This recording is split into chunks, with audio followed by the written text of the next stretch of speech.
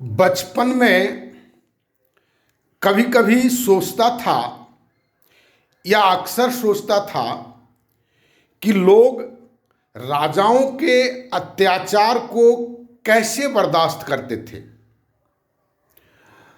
और क्या किसी में वो कष्ट की अनुभूति नहीं होती थी या किसी में ये समझ नहीं होती थी कि राजा अत्याचार कर रहा है और उस अत्याचार के खिलाफ कुछ इने गिने आदमियों ने पूरे भूमंडल पर उस राजतंत्र के या राजाओं का जो कह सकते हैं कि नैतिकता था या जो मूल्य था उस मूल्य के खिलाफ मूल्य का परिवर्तन किया, मूल्य की क्रांति की और उसको जनमानस के बीच में फैलाया। और तब धीरे धीरे लोगों को समझ में आने लगा कि राजाओं का ये व्यवहार ईश्वरीय नहीं है, यह उनका व्यक्तिगत अत्याचार है और यह अत्याचार सहना बहुत सारे लोगों के लिए ये बात धीरे धीरे करके दिमाग में बैठने लगा कि अत्याचार सहना ही पाप है। और तब दुनिया में बड़ी बड़ी क्रांतियां हुई और पूरा पृथ्वी से राजतंत्र खत्म हो गया। राजतंत्र खत्म होने के बाद प्रजातंत्र का अभ्युदय हुआ और प्रजातंत्र में भी एक आजकल सिस्टम शुरू हो गया है, तानाशाह।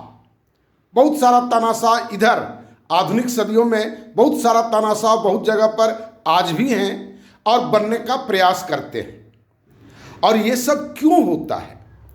अधिकतर लोग इसको बर्दाश्त करते हैं, सहन करते हैं। ये मूल्य के साथ ही हमारा जीवन है ऐसा नहीं सोच पाता है। मूल्य रहे ताक पर हमारा जीवन किसी तरह बच जाए, ये जो लोगों की प्रवृत्ति है और ये जो समस्याओं के सामने मुंह छुपाने की जो प्रवृत्ति है ताकि हम बच जाएं, हमारा परिवार बच जाए, और इसी कॉम्प्रोमाइज के चलते पृथ्वी पर सारा अत्याचार चाहे पृथ्वी पर हो चाहे हमारे देश में हो होते रहता है। और उसके लिए बहुत तरह का हथकंडा लोग अपनाता है। पहले जब एक दौर था तो जो अत्याचार होता है तो उसके विरुद्ध में लोग खड़े होते हैं। अंग्रेजों के खिलाफ लोग खड़ा हुआ, यहाँ का अपना शासन लोगों ने बनाया। बीच में एक बार इंदिरा गांधी ने तानाशाही करने की प्रयास की, लोग खड़े हुए।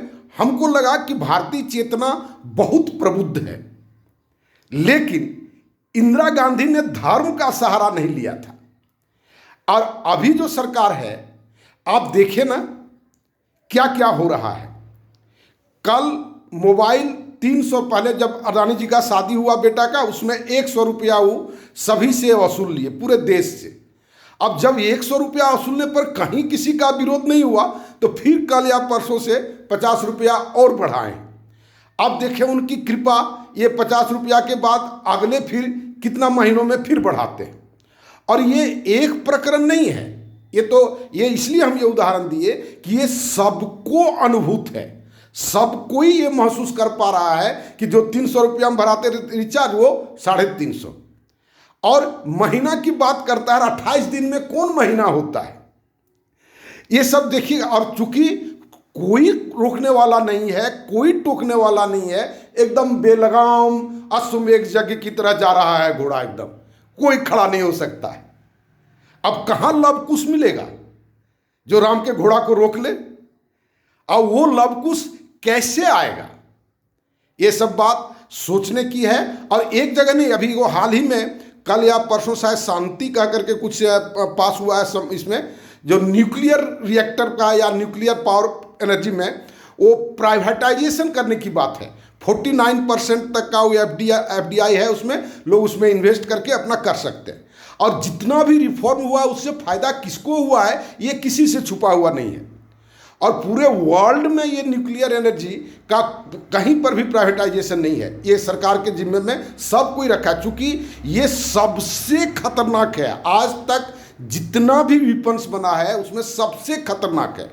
और ये खतरनाक बना है किसके लिए? जो सबसे डेवलप्ड कंट्री था, रसिया, आपको अमेरिका, चाइना, इन सबों में जो न्यूक्लियर रिएक्टर का जो एक्सीडेंट हुआ उसको देख करके लोगों ने इस पर सीख लिया। और आज वो बिल हमारा पास हो गया है, लोगों को पता नहीं है या ये सब बात कितना लोग जानते हैं, और जो जानते हैं वो मुंह छुपा करके बैठे हुए हैं। अब पता नहीं किस कारण से इन सब हानिकारक या ये सब जो माने मास को डिस्ट्रैक्ट कर सकता है, मास को क्षति कर सकता है, उसको क्षति करने के वेपन्स को सार्वजनिक रूप से यूज करने का ये लोग समझते हैं या नहीं समझते, हमको आश्चर्य लगता है। इन सब बातों को आप गंभीरता से आप सोचें और जितना जल्दी हो मेरा सोशल सिस्टम को आप देखें और जितना जल्दी हो मेरे साथ जुटने का आप प्रयास करें। धन्यवाद।